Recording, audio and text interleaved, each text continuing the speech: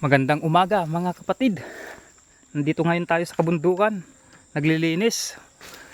Ito, yung mandarin natin. Masyadong marami ng damo. Kinapitan na rin ng mga baging.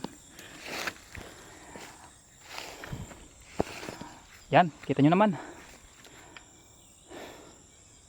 Napabayaan na ng mga ilang taon.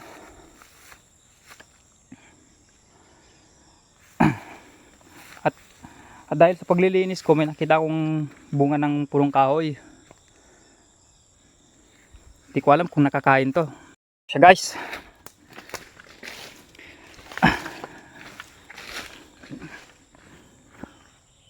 Yan, may mga bunga. Pitas tayo ng isa. Ito guys, tinikpan ko na kanina. Ito yung dahon niya.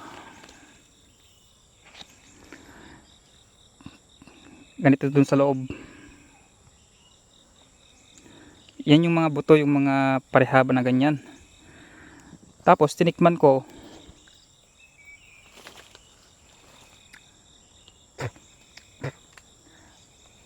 Matamis.